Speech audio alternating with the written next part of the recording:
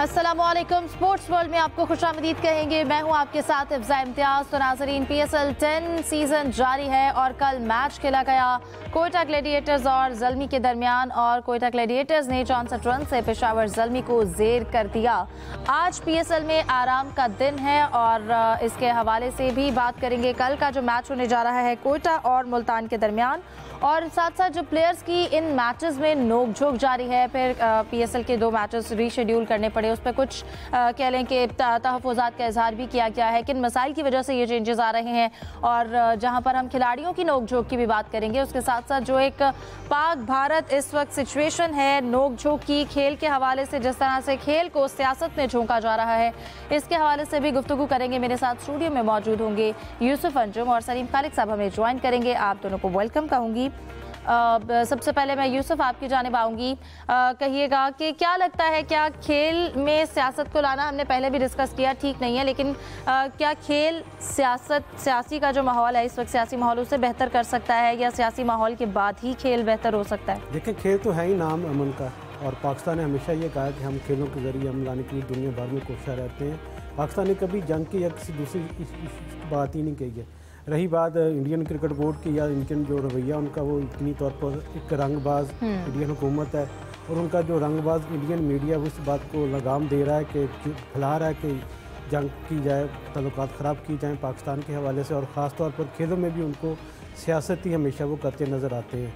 अगर सियासत खेलनी है तो फिर सियासत खेल दें, फिर खेल बंद कर दें। ये चीज़ें करनी पड़ेंगी, क्योंकि पाकिस्तान क्रिकेट बोर्ड ने और पाकिस्तान की जो गवर्नमेंट, इसने हमेशा खासा एक मुस्बत रवैये का इजहार किया है कि खेल के ज़रिए उनको कायम किया जाए। दुनिया भर में यह पैगाम भी पाकिस्तान ने दिया है, लेकिन अब शायद पाकिस्तान के जो आवाज़ है पाकिस्तान की, वो शायद ना इंडियन गवर्नमेंट को समझ आ रही है ना इंडियन मीडिया को। वो अपनी रंगबाजी पे लगे हुए हैं, झूठ का धंधा उन्होंने तैयार कर रखा है, जिसके ज़रिए दुनिया को तो ट्रैप करने की कोशिश कर रहे हैं, कि दुनिया उनके ट्रैप में बिल्कुल नहीं आएगी। उनको ये बात अच्छी तरह समझ लेनी चाहिए कि पाकिस्तान का जो मौक़िफ़ है हमेशा बिल्कुल एक सच पर मबनी रहा, इस बार भी सच पर मबनी उनका मौक़िफ़ है।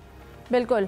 सलीम खालिक साहब, जैसा कि हमने देखा है कि इंडिया एक डरा हुआ है, अपने अंदर से काफ़ी लोगों की आवाज़ें आ रही हैं कि जिस तरह से भी ये एक वाक़या बनाया गया है, ब्लंडर किया गया है, झूठ पर मबनी, उसके हवाले से इंडिया के अपने शहरी ही आवाज़ उठा रहे हैं। और उसके बाद भी इंडियन मीडिया की जानिब से भी हद्दुल इम्कान जितनी कोशिश हो सकती है कि कोई बाहर से इंफॉर्मेशन ना आ सके, इसकी भी कोशिशें की जा रही हैं। 16 इस वक्त कह लें कि मीडिया प्लेटफॉर्म्स हैं, यूट्यूब चैनल्स हैं जिन्हें बैन किया गया है इंडिया में, जो पाकिस्तानी प्लेटफॉर्म्स हैं, उस हवाले से आप क्या कहेंगे?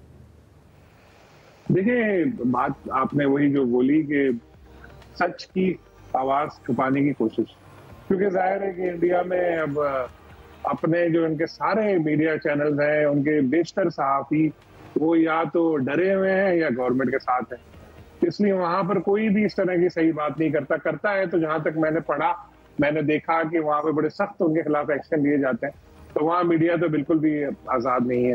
तो अब जो लोगों को इधर उधर से खबरें मिलनी थी तो वो यूट्यूब या यही कुछ है, लेकिन अब वो बारी बारी इस तरह पाकिस्तान के भी चैनल्स या दूसरी जो आवाज़ें हैं वो बिल्कुल बंद कर रहे हैं, और उनका झूठ जो है वो आपने जिस तरह बताया, पर्दा उसका अवकाश होता जा रहा है। और इंटरेस्टिंग बात मैं आपको एक और बताऊं कि जो उन्होंने अभी पिछले दिनों खबर चलवाई थी कि गौतम गंभीर को कत्ल की धमकी मिली है, और उसकी भी वो लोग। ठीक है सलीम साहब, हम इस डिस्कशन को कंटिन्यू रखेंगे। आप हमारी इस जो गुफ्तगू कर रहे थे, जो इस वक्त चैनल बैन किए गए हैं भारत में और हकायक छुपाने की कोशिश की जा रही है, इस हवाले से आप क्या कहेंगे?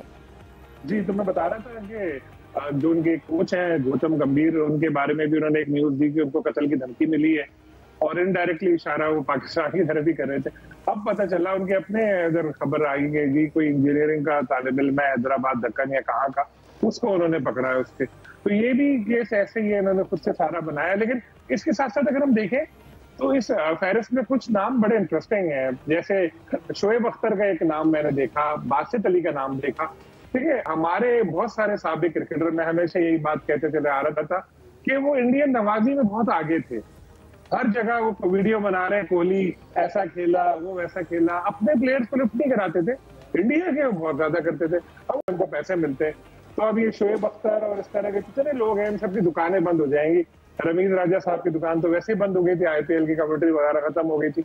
हालांकि इन लोगों का काम यही था कि भारत नवाजी और अपनी जो क्रिकेटर्स हैं उनको डिग्रेड करना, जैसे आजकल मोहम्मद आमिर भी वो यही कर रहे हैं ना कि बाबर को आउट करके आपने देखा होगा क्या उछल कूद कर रहे थे, और जो कोहली के खिलाफ खेलते थे तो कोहली भाई बैट दे दो मुझे, कोहली भाई कहते हो। तो इस तरह के इन लोगों की ये हरकत है। तो इन लोगों के चैनल जो बंद हुए तो इससे तो इनका तो चलो कोई इतना ज्यादा फाइनेंशियली लॉस होगा, और क्रिकेटिंग लिहाज से जो इंडिया की तारीफ कर रहे थे अब वो छोड़ देंगे, जाहिर है इंडिया में तो देखा नहीं जा रहा। अब आप देखिएगा इनके चैनल में कितना फर्क नजर आएगा आपको।